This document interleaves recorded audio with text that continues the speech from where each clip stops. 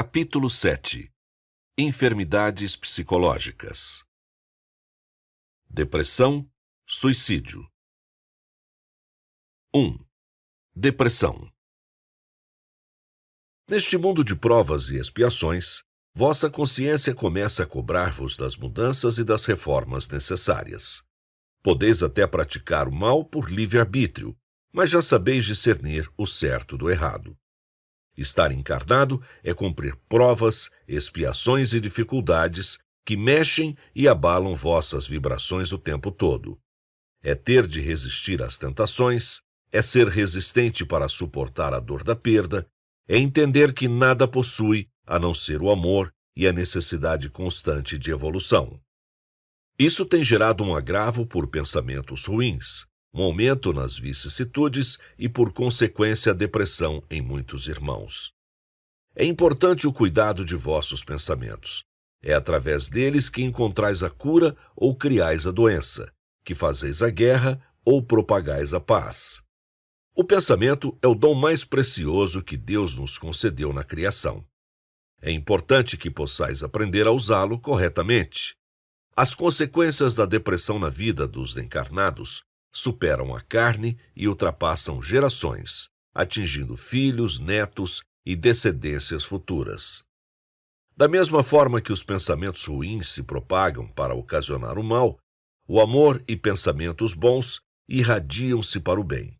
Portanto, vós sempre sereis frutos da vossa energia vibracional. 438. O que é a depressão na visão dos espíritos?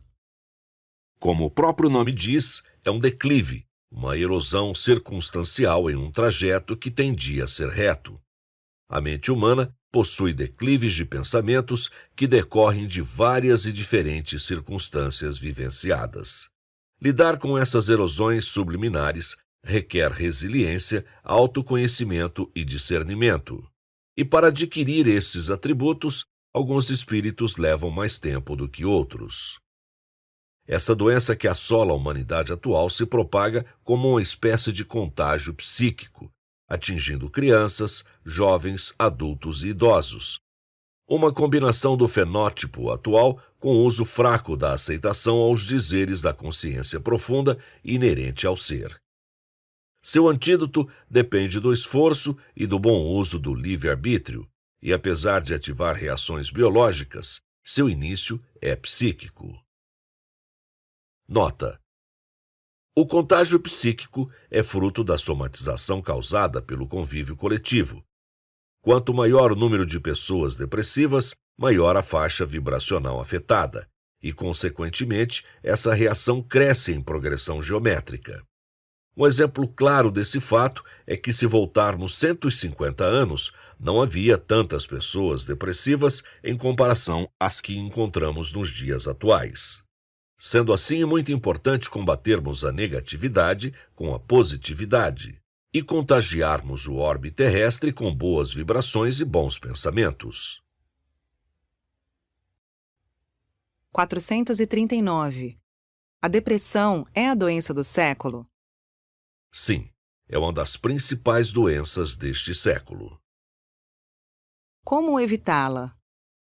A mudança de pensamento e a busca por uma vida saudável e equilibrada ajudam muito a evitá-la. Ela tem cura? Sim. Nota: não há nada incurável ou irreversível para Deus. Tudo pode ser restabelecido e recolocado em ordem quando soubermos resistir à depressão com resignação e resiliência sinceras. Toda doença tem um remédio, toda dor tem um alívio, todo sofrimento tem um fim. Geralmente, o que mata não é a doença, mas sim como reagimos a ela. Toda prova enfrentada possui um propósito maior para nosso progresso. 440. Que tipos de pensamentos podem dar início a uma depressão? Pensamentos ruins, melancólicos e sem utilidade. Mas eles podem ser corrigidos e remodelados de acordo com o esforço do enfermo e auxílio de todos os que estão à sua volta.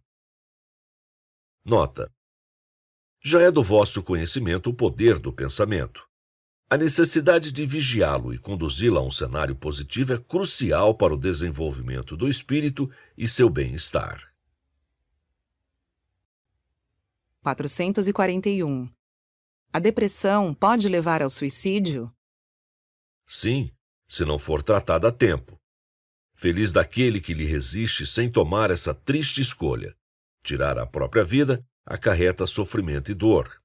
O suicídio é fruto do livre-arbítrio, e ainda que causado por uma depressão, sempre haverá um caminho melhor para seguir. 442. A depressão é uma doença da mente ou um processo obsessivo? A depressão é uma doença da mente, que, por consequência, provoca um processo obsessivo. Não sois depressivos por serdes obsidiados, sois obsidiados por estardes depressivos. 443. A depressão pode ser tratada somente na casa espírita? Não, deve ser tratada simultaneamente com a medicina terrena, assim como qualquer outra enfermidade. Nada pode ser tratado apenas em uma casa espírita. Na verdade, a maior parte dos tratamentos exige que ocorram em locais compatíveis com a enfermidade, mas também em seu próprio dia a dia, em sua própria mente e espírito. A casa espírita ou qualquer outra casa de instrução, seja religiosa ou não, vem como auxílio para consolar e iluminar os passos seguintes. Porém, a verdadeira cura das enfermidades físicas ou mentais começa de dentro para fora em cada um. 444. Por que a depressão se desenvolve também em crianças?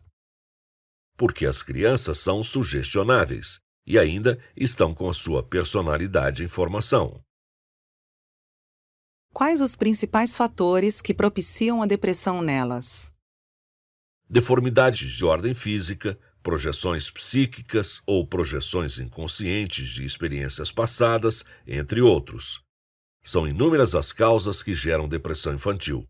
Porém, jamais deveis deixar de responsabilizar a condução que os tutores terão em cada caso. Uma criança está em fase de aprendizagem e absorção de informações, portanto, tem seu discernimento alterado com muito mais dinâmica. Pode projetar um quadro depressivo pela falha de comportamento dos seus familiares ou por disfunções genéticas ou mentais, ou ainda por rebuscar vivências de encarnações passadas de modo inconsciente. Tão importante quanto identificar as causas é saber lidar com elas. Depressão é um buraco no caminho, porém, pode ser superada com a conduta correta, amor, carinho e paciência. Para quem sofre, não está tudo bem. Para quem cuida, deve acreditar que vai ficar. 2. Suicídio. 445. O que é o suicídio, segundo os espíritos? O suicídio é muito mais do que tirar a própria vida. É retardar a oportunidade de evoluir através das provas do mundo material. É ser ingrato com Deus e egoísta para com os amados. É acreditar em uma fuga momentânea, enquanto cria diversos agravos. Quais são suas consequências? Proporcionais ao ato, sofrimento e dor, até o verdadeiro desprendimento das agonias anteriores ao suicídio. Cada suicida responde de forma proporcional ao seu nível de conhecimento. Aqueles que não compartilham desses pensamentos possuem a obrigação de auxiliar, amparar e encaminhar esses irmãos que sofrem. Não é apenas fazer o mal que é um equívoco. Deixar de praticar o bem também o é. 446. O que leva uma pessoa ao suicídio? Diversas questões, entre elas vicissitudes, falta de resiliência, falta de fé, perda da esperança, falta de paz interior. O suicida comete esse ato acreditando que, com o fim do corpo físico, terminarão todos os seus problemas. Lê do engano. Ao deparar-se com a realidade, terá grande desapontamento, pois a vida que se acaba é somente a orgânica, a qual está sob sua responsabilidade. Tendes de preservar o que vos foi emprestado para seguir o caminho do aprendizado, buscando evoluir e ainda progredir. A vida espiritual é concebida para a eternidade, diferentemente da vida material, que, por ser perecível, depende dos vossos comportamentos para a durabilidade a que vos foi confiada. 447. O que fazer quando uma pessoa demonstra a intenção ao suicídio? Fazer prece. Ajudar se assim for capaz e buscar auxílio com algum profissional capacitado. Nota: ajudar sem a devida capacitação pode atrapalhar. Uma pessoa, quando se encontra nesse cenário mental, está muito sensível a quaisquer conduções. Portanto, pronunciar palavras erradas pode piorar a situação ao invés de agregar. É necessário que tenhamos a humildade de trabalhar dentro de nossas limitações, entendendo até que ponto podemos chegar, pois muitas vezes o silenciar e o escutar são a melhor forma de auxílio. 448. Por que o número de suicídios aumentou entre jovens e crianças? O acréscimo do número de suicídios está vinculado ao aumento de sugestionamento psíquico. Nota: atualmente, o sugestionamento aumentou devido aos facilitadores e à mídia em geral, que prevalecem nesse plano. As crianças, por estarem em fase de formação, absorvem-no e, por consequência, criam em suas mentes vieses negativos, que as levarão em seguida às más escolhas. Para combater o sugestionamento negativo, basta praticar o positivo. 449. O que é a loucura na visão espírita? É a perda da razão. Ela pode induzir ao suicídio? Sim. Quando um ser chega à loucura e perde sua capacidade de raciocínio, precisa ser amparado, pois está sendo movido apenas pelos instintos. Jamais deveis abandonar um irmão que possui essa enfermidade. Deveis vos responsabilizar pela causa e prestar o máximo de auxílio que puderdes. 450. Os espíritos obsessores podem levar seus obsidiados ao suicídio? Podem induzi-los a buscar esse caminho, mas a decisão final sempre caberá ao livre-arbítrio dos obsidiados. O encarnado sempre terá a última decisão, e se está simpatizando com espíritos dessa vibração, necessita buscar suas reformas de pensamentos, para assim alterar sua companhia. 451. Os trabalhos de desobsessão podem evitar o suicídio, afastando os espíritos obsessores? Não. A desobsessão é temporária. A realização das reformas íntimas e verdadeiras mudanças é que permitirão aos encarnados modificarem suas atitudes, pensamentos e vibração. Nota: é um exagero pensar que um trabalho de desobsessão evitará um suicídio. Apesar de auxiliar a aliviar a carga temporária, as reformas íntimas são imprescindíveis para esse processo. Assim como Hipócrates, pai da medicina, ensinou, antes de curar alguém, pergunta-lhe se está disposto a desistir das coisas que o fizeram adoecer. 452.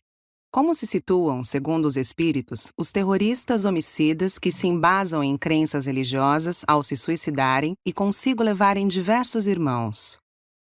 Crença alguma justifica esse ato. Nesse caso, estão caracterizados o suicídio e o homicídio. Ao optarem por essa escolha, responderão por seus atos, agravando suas expiações consideravelmente. Ao crerem estar com a verdade, ainda assim serão responsabilizados pelo ato?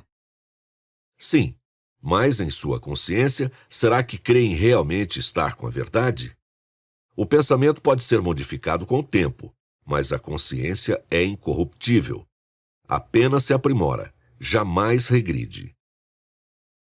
Qual a responsabilidade dos que os induzem a cometer o suicídio?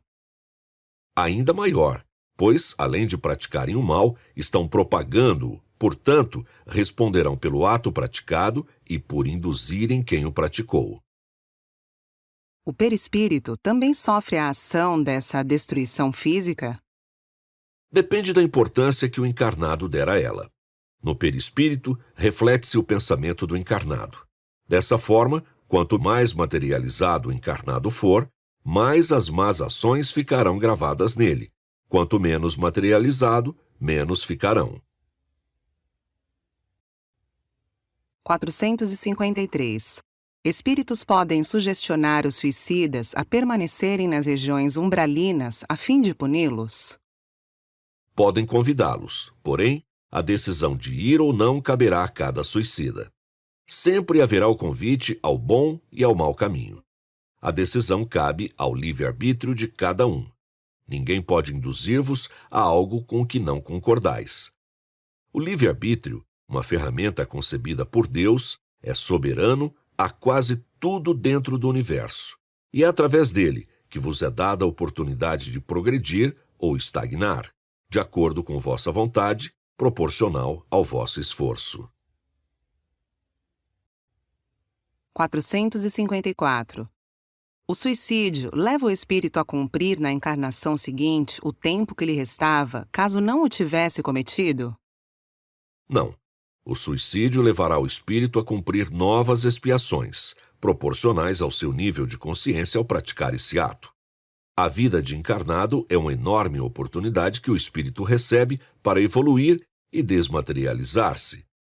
Tirar a própria vida vai contra as leis de Deus, e essa má escolha resultará em consequências proporcionais.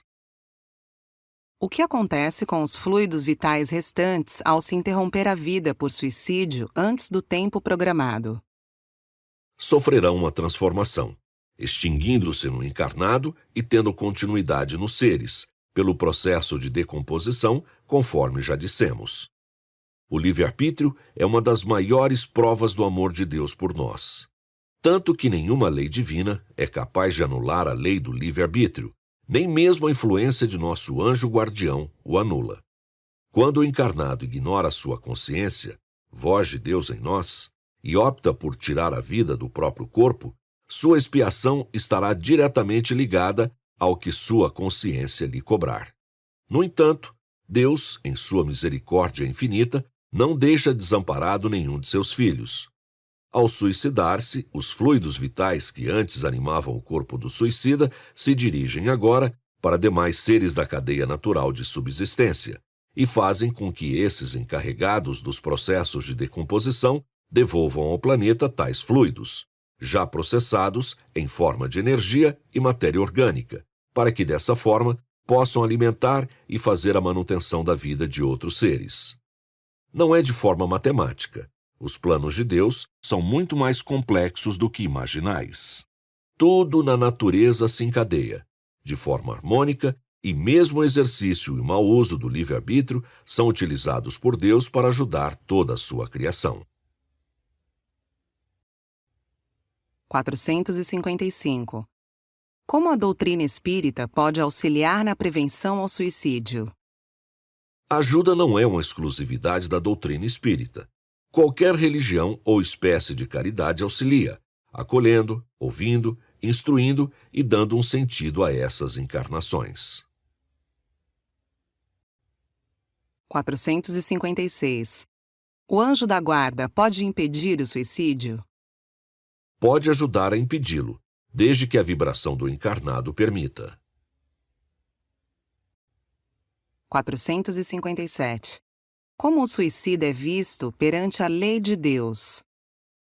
Como um filho que tropeçou e terá novas oportunidades para se redimir. Nota: ninguém será abandonado pelo seu Criador. Não há falha ou equívoco que não mereça redenção.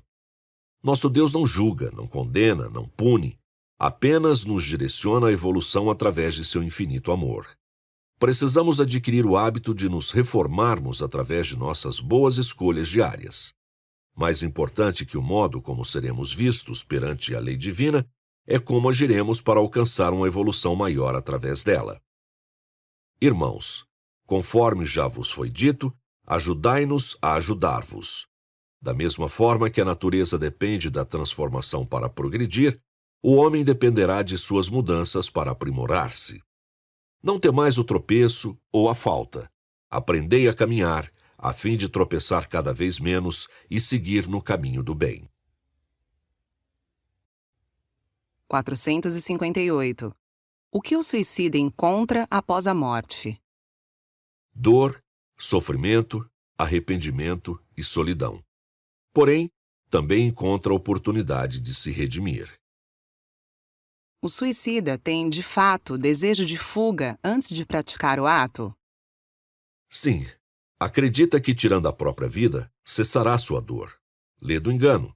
Apenas encerra o ciclo da carne, não o do espírito, pois este é eterno. O suicida realmente quer a morte?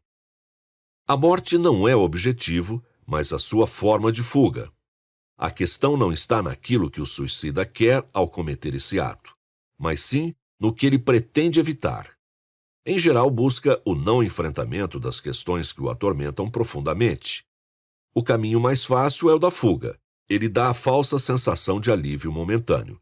Porém, o suicida irá se deparar com a maior das dores ao realizar essa escolha: a dor de tirar a própria vida, a qual é uma oportunidade única de evoluir através da carne. Mencionamos ser única, pois apesar de ser plural, duas vidas jamais terão a mesma experiência. 459. Como lidar com o luto pelo suicídio de uma pessoa querida? Todo o processo de luto exige paz e compreensão. O amor intencionado através das palavras corretas pode e deve auxiliar os que sofrem a perda de um ente querido. Onde houver amor, haverá esperança e o entendimento de que, apesar de a carne ser perecível, o espírito é eterno e está em constante aprendizagem, transformação e crescimento que o levarão ao progresso. Portanto, independentemente do tempo que leve, todos nós temos de prosseguir e confiar no tempo de Deus, para que tudo se resolva da forma mais amena e natural. Francisco Cândido Xavier, Matão, 11 de novembro de 2019.